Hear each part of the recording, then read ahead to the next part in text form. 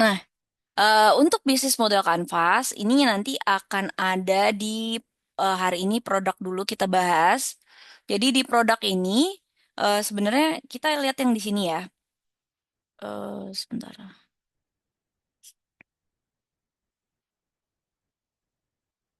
Nah, kita akan bahas ini, tapi sebelumnya kita bahas yang ini dulu.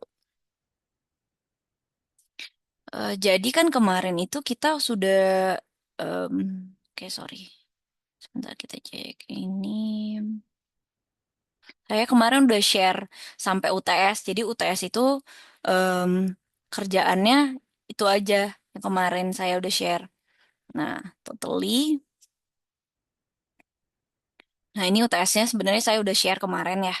Jadi kan kemarin itu adik-adik bisa ngerjain yang ini nih. Oh, sorry. Keluar bos mana. Nah, kemarin kan yang ini nih.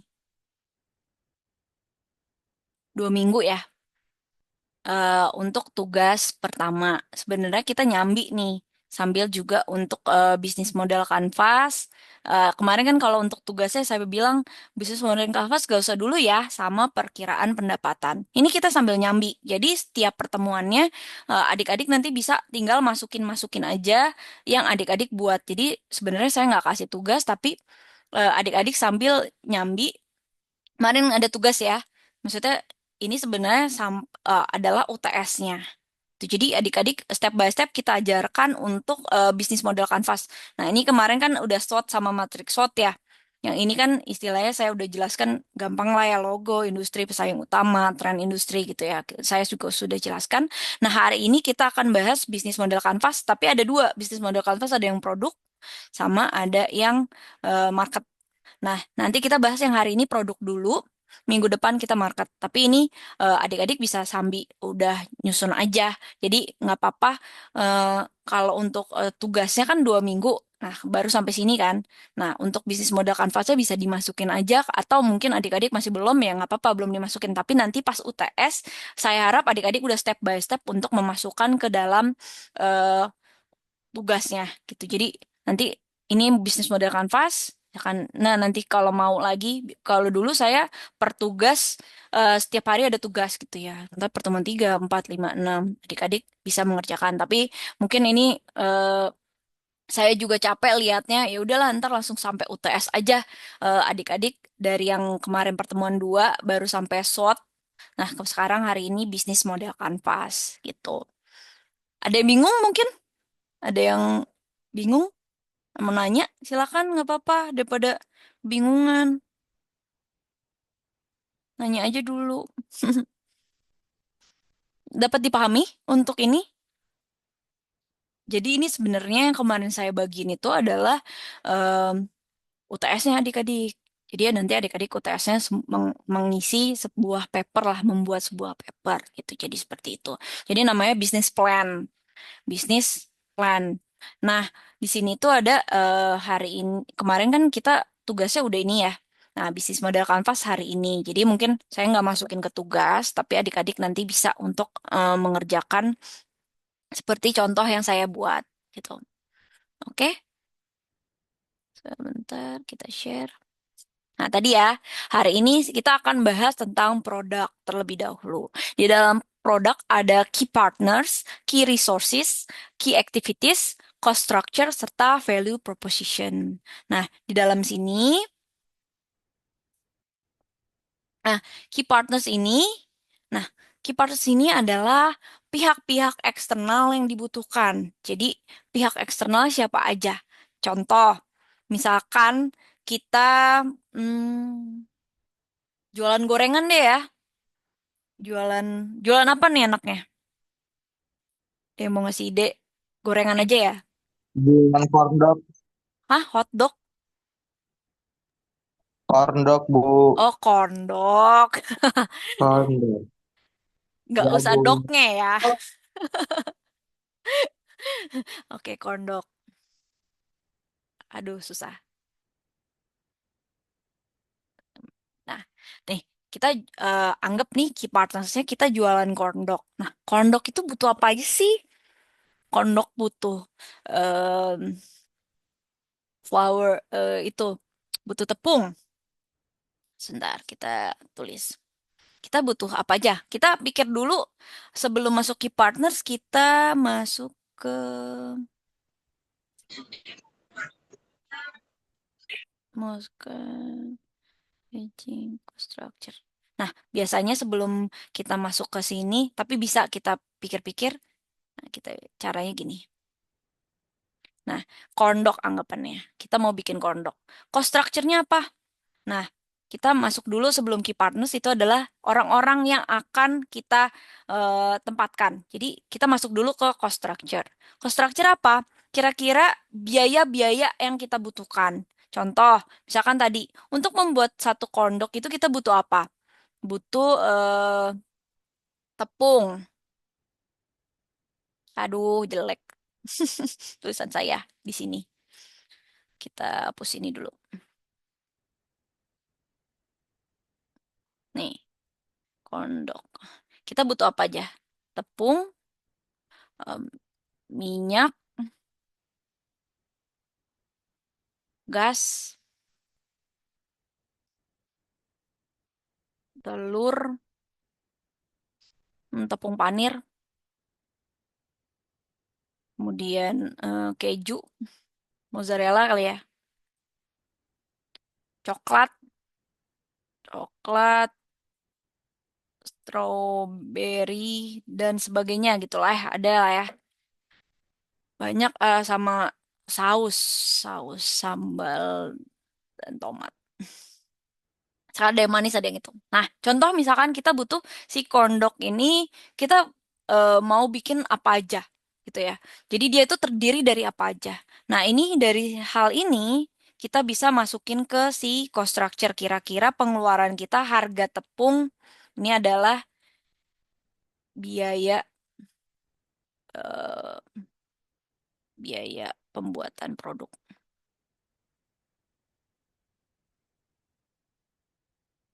Misalkan tepung, sekilonya 10.000, kita biasanya 10.000 kali ya. Sekarang nggak tahu saya tepung harga berapa. Kilo itu misalkan. Saya butuh 5 kilo, berarti saya butuh 50.000. Ya misalkan 5 kilo, butuh 5 kilo, 50 kilo. Misalkan 5 kilo. Nah, 10.000 per kilo berarti sama dengan 50.000. Telur sekarang 30.000 per kilo.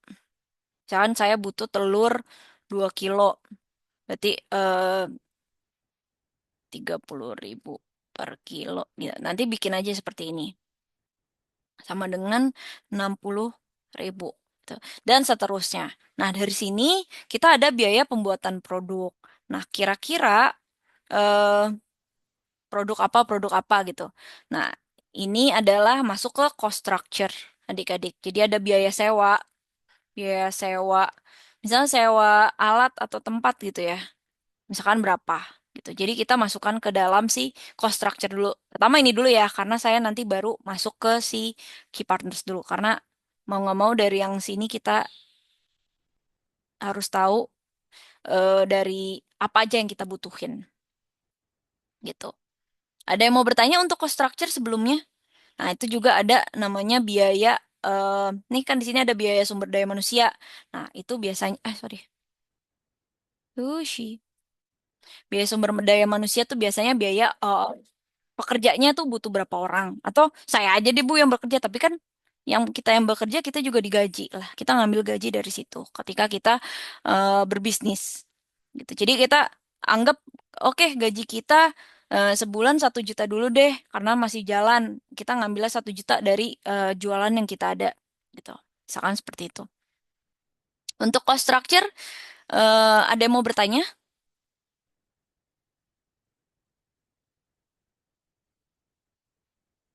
Ada biaya asuransi mungkin kalau ada, mungkin kalau asuransi kebakaran biasanya kalau udah besar ya. Tapi kalau misalkan jualan online, misalkan Bu saya mau jualan online, jadi saya nggak pakai biaya tempat ya silakan gitu. Jadi saya di rumah aja, tapi di rumah kan ada biaya listrik misalkan. Saya walaupun kita di rumah aja, tapi ada biaya WiFi atau internet untuk nyambung ke online-nya. Jadi kita masukkan ke dalam biaya tersebut gitu. Jadi kira-kira biayanya apa aja gitu. Di sini ada yang mau bertanya untuk cost structure? Dapat dipahami? Contoh ya, ada yang lain misalkan usaha, Bu saya mau usaha baju. Ya baju kan butuh kain, butuh atau mau importir, atau kamu mau gimana. Jadi itu ada baju minimal buku kain, kainnya kain apa. Ada katun, ada eh, Tayobo, ada apa, kain banyak banget gitu ya. Jadi nanti dan mungkin kalau tenaga kerjanya penjahit, mungkin juga tempatnya, listriknya, sewa untuk tempatnya menjahit gitu. Walaupun kita ininya online gitu. Cost structure dapat dipahami sebelum kita masuk ke key partners. Paham, Bu. Oke, kita lanjut. Ada yang mau bertanya mungkin sebelumnya? Kita lanjut lagi.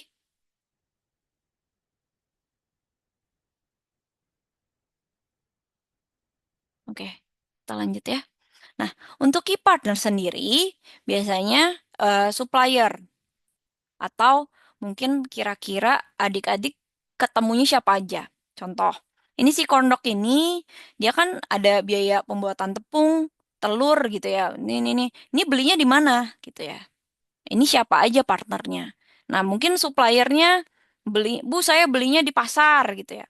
Pasar di mana ada suppliernya gitu ya, pasar. Pasar apa? Itu suppliernya siapa? Namanya misalkan suppliernya saya belinya di Alfa ya silakan ntar kita bisa bilang Alfamart gitu ya. Itu adalah suppliernya atau mungkin nanti tukang gas gitu. Misalkan kita ke Pertamina gitu atau eh, nah bisa ada seperti itu. Nah, dari sini juga ada untuk key partners itu adalah mungkin eh, misalkan kalau kita jual online ya Tokopedia, ya mungkin juga untuk apa namanya Shopee gitu dan lain-lain. Nah, ini bisa jadi key partnersnya. Jadi eksternal kira-kira aktivitas apa yang kita lakukan? Nih contohnya ya. Kita delete dulu. Nah, dari tadi yang kita udah ada biaya ya, investasi produksinya apa, operasionalnya apa, biaya tetapnya apa, gitu ya. Saya ada contoh deh kayaknya. Ini, oh sorry, saya ada contoh nih. Sebentar, saya ada contoh. Ini yang simpelnya ya. Kalau adik-adik juga ya nggak apa-apa. Kita bisa lihat, saya ada contoh. Hmm.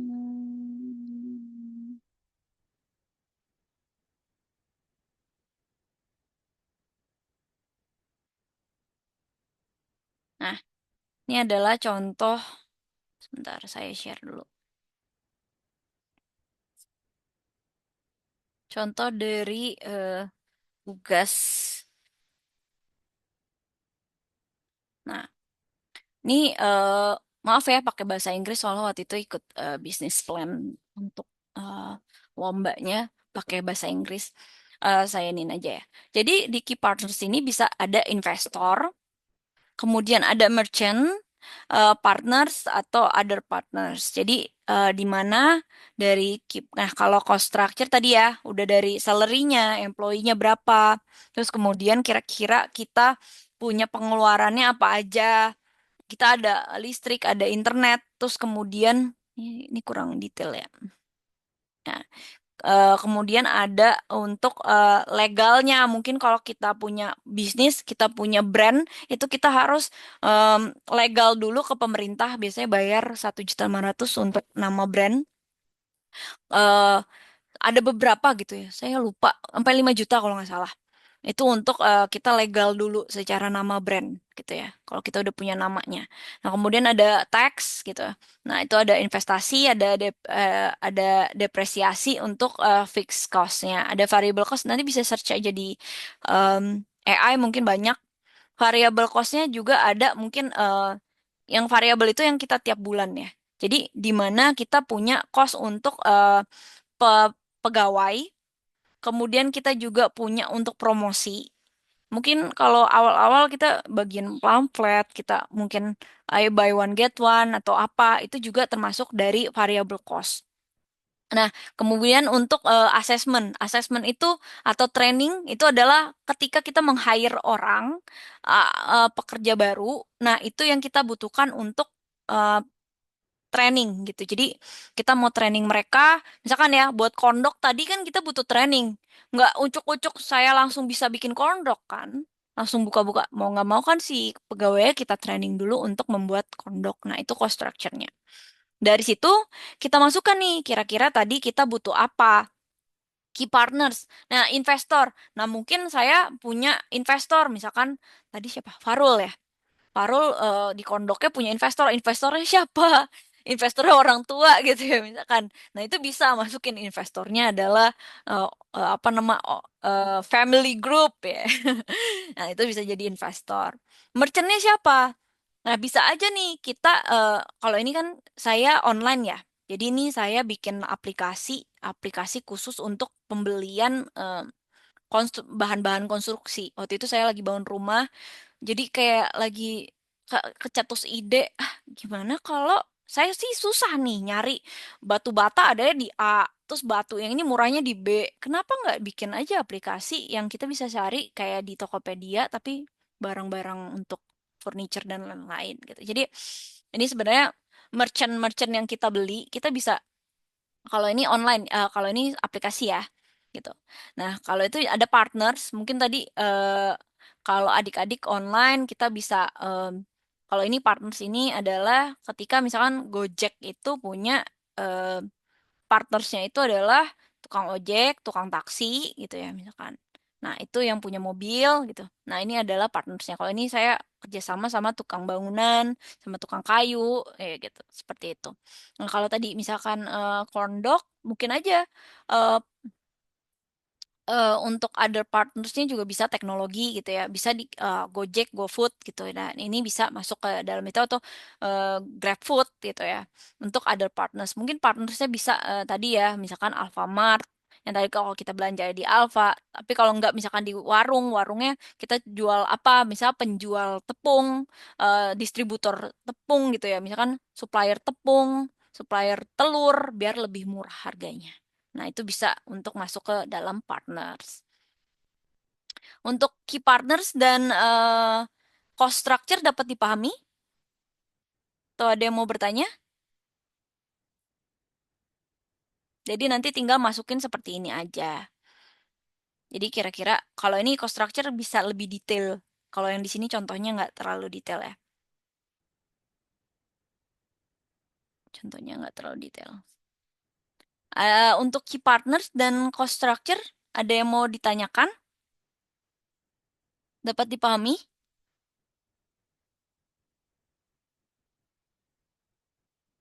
Bingung? Ini nggak ada yang jawab. Udah kemana tidur? Oh, halo.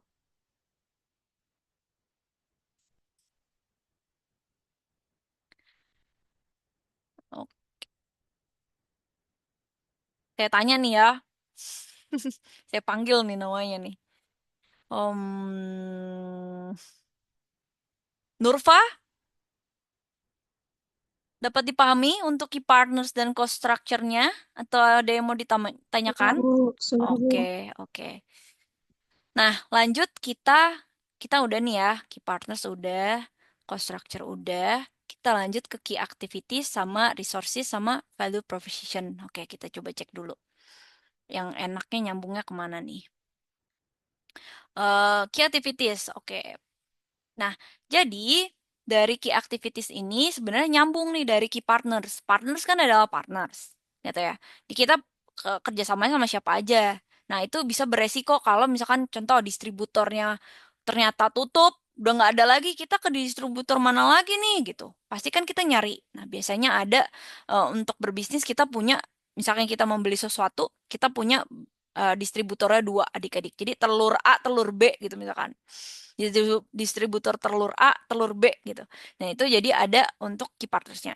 Sedangkan kalau key activity, itu kita ngapain aja di dalam eh, bisnis ini gitu. Jadi adik-adik, misalkan contoh nih, ini bisnis model kanvasnya makanan adik-adik, kue.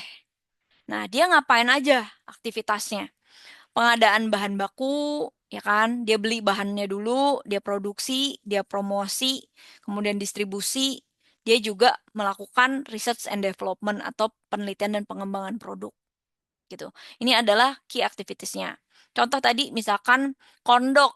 Kondok itu apa cuma seperti itu? Dia kan pasti harus harus beli bahan baku dulu, terus produksi dulu, apa produksi dulu nanti baru pas di tempatnya kita baru goreng.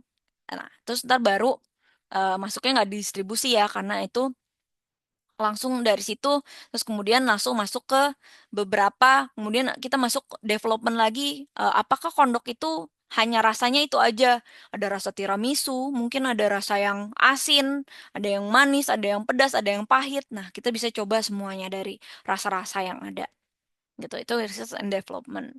Nah, kalau contoh di saya sebentar. Kalau contoh di saya shop shop shop shop. Untuk bisnisnya, nih maaf ya, jelek soalnya saya capture jadi Excel waktu itu. Ya, key resource. Oke. Aktivitas saya ini pas saya bikin aplikasi itu saya ngapain aja? Biasanya saya monitoring klien rating sama feedbacknya karena dari situ kan kita harus lihat lagi ya. Contoh kayak si Gojek kemarin, Gojeknya jadi apa? Ada tukang ojek, tukang Grab gitu yang mobil yang memang menipu kliennya gitu misalkan. Nah itu kan kita harus ngecekin rating-rating dari si klien itu gitu ya. Kemudian service development. Nah dari situ mungkin kalau ada yang kurang disukai atau mungkin dari Gojeknya sendiri untuk ke kliennya sendiri. Nah kita bisa ada nilai-nilai. Kalau adik-adik yang pernah lihat Grab atau ada yang pernah ada yang ngojek di sini buat nambah-nambah, enggak ya? Nah, di situ kan kalau misalkan saya waktu itu megang punya teman saya, dia nyambi-nyambi Grab Car. Saya lihat, oh ternyata kita sebagai klien ada bintangnya loh. Jadi di situ dia kita sebagai klien kita dibintangin si si Grabnya juga bintang, tapi yang bisa ngelihat bintang si klien cuman si Grab yang bisa lihat si Grabnya juga gitu. Jadi bisa gitu. Jadi monitoring, tracking, customer. Kalau ini kan lebih fokusnya lebih ke online-nya aja. Nah, sedangkan kalau di nah, kalau di sini kan aktivitasnya untuk em, sebentar nih kita ini. Nah, kalau di sini kan kita aktivitasnya adalah untuk tadi ya, yang ini makan doang gitu. Nah, ini makan buat makanan apa sih? Ya beli bahan, distribusi, produksi gitu ya. Jadi ini adalah key activities-nya atau aktivitasnya. Jadi aktivitasnya ngapain aja? Contoh, misalkan adik-adik punya bisnis jahit gitu ya, misalkan baju. Nah, berarti kita mesti ngapain? Ya, kalau di key activitiesnya kita harus pengadaan bahan baku pasti, karena kan baju juga butuh bahan baku. Produksi atau menjahit, penjahitan gitu ya. Saat produksinya ngapain aja penjahitan. Kemudian desain atau desain dulu.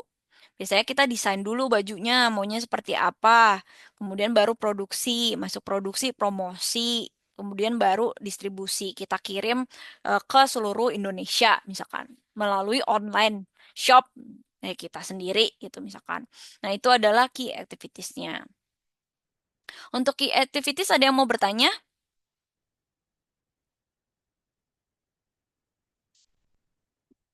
Dapat dipahami? Tidak. Oke, nah lanjut kita sudah key partners, key activities, kita ke cost structure, lanjut kita ke key resources. Key resources itu adalah orang yang bekerja, apa yang dibutuhkan. Jadi di perusahaan adik-adik, misalkan di bisnis adik-adik tadi kondok, ya apa yang dibutuhkan orang yang bekerja? Mungkin tukang pembuat adonan, tukang kuehnya gitu ya, atau kukernya gitu ya. Nah, kemudian ada juga mungkin butuh kalau misalkan mau besar, dia butuh untuk packagingnya dan butuh untuk biasanya tellernya atau untuk customer service-nya gitu. Jadi ada yang pembuatannya, ada yang buat nah contohnya ini. Oh, ini nggak detail. Tapi ini key resources adalah karyawan butuh produksi, butuh alat produksi gitu. Kita jadi kita butuh karyawannya siapa aja. Mungkin HR kalau udah besar ya. Tapi ini kalau adik-adik masih kecil ya, mungkin kita butuh tenaga kerja. Kemudian kita butuh siapa lagi nih yang komponen yang dibutuhkan gitu. Jadi misalkan di perusahaan itu ada orang keuangannya, kemudian biaya apa lagi nih gitu. Jadi bisa seperti itu. Sebentar, saya coba contohkan. Nah, kalau ini key resource-nya adalah intelektual. Itu adalah ini kan kue ya. Ini contoh bisnis kanvas di kue. Jadi dia ada paten merek, ada alat produksi, buruh produksi, buruhnya siapa aja, karyawan serta modal. Jadi ini key resource-nya. Tapi kalau di saya contohkan yang lebih detail. Sorry. Saya bisa contohkan detailnya. Sebentar. Ah. Nah, ini contohnya key resource-nya. Kalau saya itu butuhnya kalau di teknologi, maaf ya jelek ya, ini nggak kelihatan banget ketika di ini. Oke, eh, misalkan di teknologi itu eh, manajer. Kemudian saya butuh desain arsitektur. Kalau ini kan saya lagi dibahas untuk bangunan gitu ya. Saya butuh sistem teknologi IT-nya karena saya bikin software. Kemudian saya listing. Saya butuh algoritma people-nya. Jadi saya butuh kira-kira yang bisa analisis SEO-nya, search engine optimization-nya. Terus saya butuh data analisnya. Saya butuh siapa? Jadi adik-adik bisa dimasukkan aja. Paten, finance, orang finance, keuangan, orang human resource-nya gitu. Jadi bisa dimasukkan ke dalam situ. Jadi siapa saja yang kita butuhkan, nah masukin aja karyawannya siapa aja yang kita butuhkan, finance, HRD ini, kemudian buruh produksinya gitu ya. Yang butuhnya apa? Misalkan tadi kondok, ya kita butuh untuk produksi kondok berarti butuh tukang masaknya. Tulis aja tukang masak gitu atau mungkin tukang masak kondok. Kondok juga ada banyak untuk adonannya Kak, untuk nanti yang goreng, ngelayanin customer atau nanti untuk pembayaran. Biasanya kasir gitu. Jadi butuh kasir. Nah, itu yang kalau misalkan kita lihat ke UMKM aja simple-simple aja juga nggak apa-apa gitu. Kalau punya saya tadi terlalu padat gitu. Mungkin nanti adik-adik bisa kira-kira bisnisnya apa nih gitu. Alat produksinya apa aja. Nah, alat produksinya kita bisa ngecek em, tadi ya misalkan kondok aja kita butuh gorengan. Misalnya butuh kompor, butuh teflon gitu ya. Butuh em, apa tuh namanya? Sekop stupa ya, SpongeBob ya. Nah, itu juga bisa untuk key resource-nya gitu. Ada yang mau bertanya tentang key resource-nya? Dapat dipahami sebelum kita lanjut?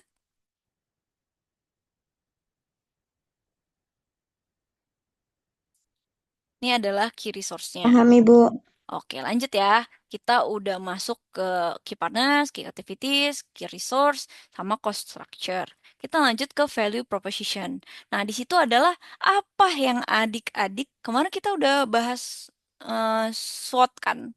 Nah, di SWOT itu kan ada apa yang adik-adik tawarkan value dari suatu eh, produk tersebut terhadap si calon customer.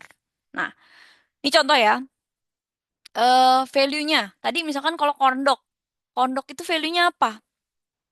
Nilai tambahnya apa?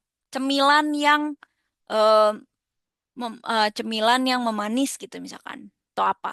Nah, kalau ini saya buat yang berbeda lagi ya. Nah, karena ini contohnya adalah kue diet, adik-adik.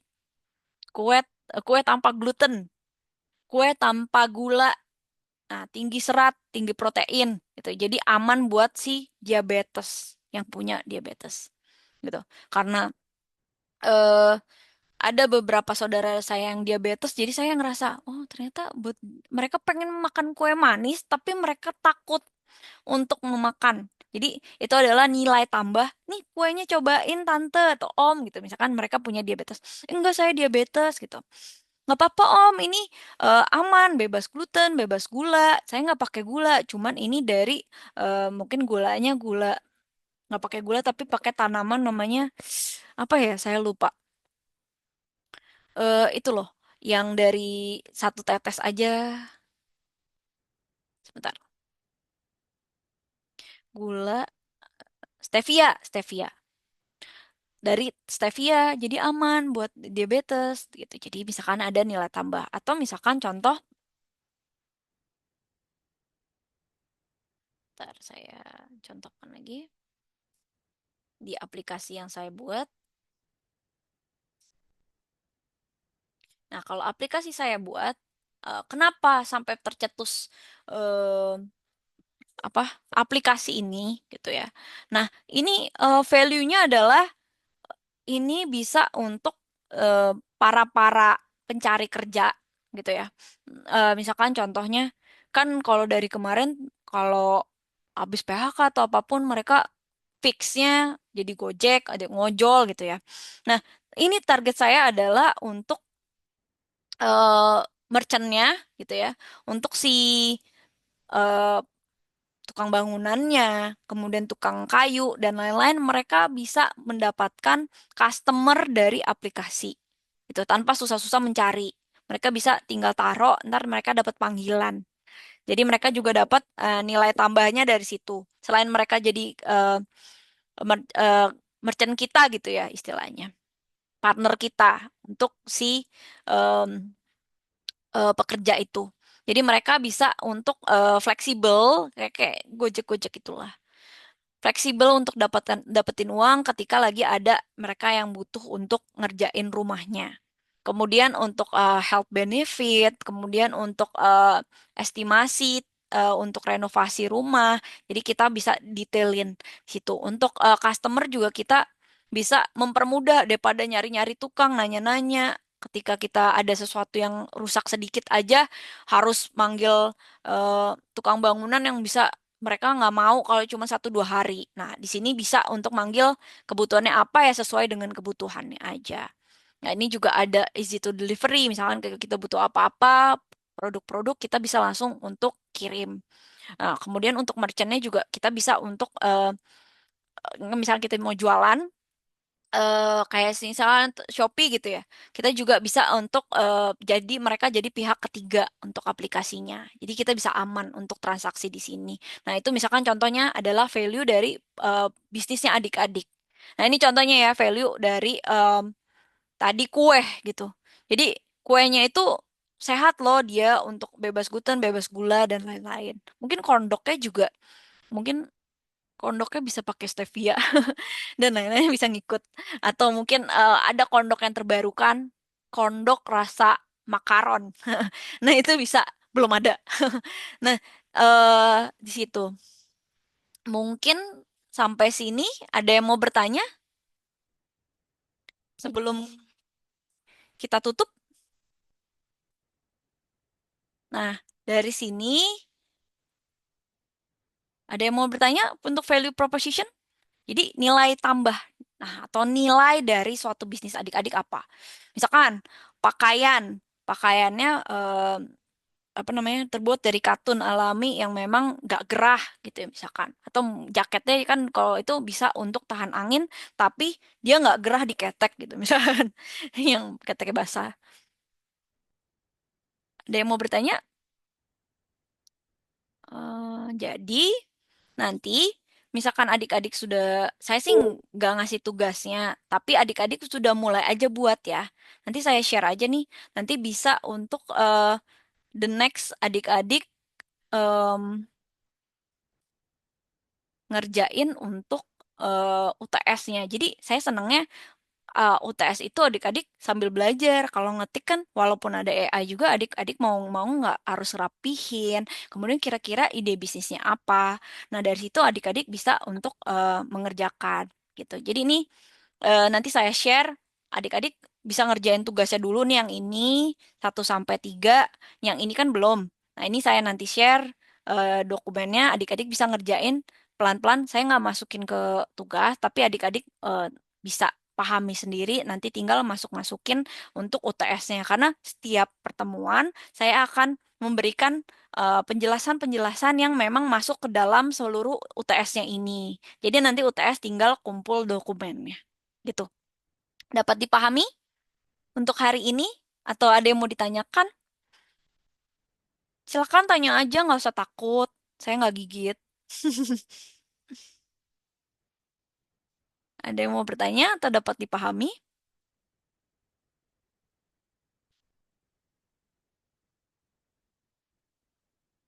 Udah paham ya? Gimana nih? Ya Bu, Ibu, paham Bu. Oke, jadi nanti bisa dibuat. saya eh, Bu, nanti kalau bisa bertanya pribadi ya. Iya, iya, WA pribadi juga nggak apa-apa. Saya suka bales kok. Cuman balesnya nggak langsung ya. Kadang saya masih ada kerjaan, cuma terus ntar nanti saya balas selalu kok. Oke, Ya Bu. siap. Terima Ya kasih Bu. banyak. Jangan lupa, ini Ya udah mulai Bu, dicicil karena nanti UTS-nya kita sampai sini. Kita bahas untuk based on business plan paper gitu. Jadi ini adalah business plan dari UTS. One day mungkin adik-adik kalau ada yang bener-bener wah keren banget nih, kita bisa ikut lomba adik-adik, bisa mendapatkan sesuatu gitu. Jadi nanti saya share-share lah mengenai lomba-lomba juga banyak. Kalau memang yang tertarik, kalau lagi banyak kuliah, masih semester 3 masih oke lah gitu. Terus semester 5 ke atas sudah mulai sibuk tuh gitu. Oke, terima kasih banyak. Saya tutup ya pertemuan hari ini. Terima kasih banyak semuanya. Semoga dikerjain ya karena deadline tugasnya kemarin tinggal 1 minggu. Udah seminggu ya di pertemuan kedua. Jadi jangan lupa untuk tugasnya. Saya rekam kok ini semua nanti saya upload tetap ke YouTube jika memang ada yang terlewat. Oke, terima kasih banyak. Assalamualaikum warahmatullahi wabarakatuh. Sampai jumpa minggu depan. Waalaikumsalam. Waalaikumsalam. Terima kasih Bu. Waalaikumsalam. Iya, Waalaikumsalam. terima kasih. Semangat terus Ibu. Ya, Iya, semangat Ibu juga. benar-benar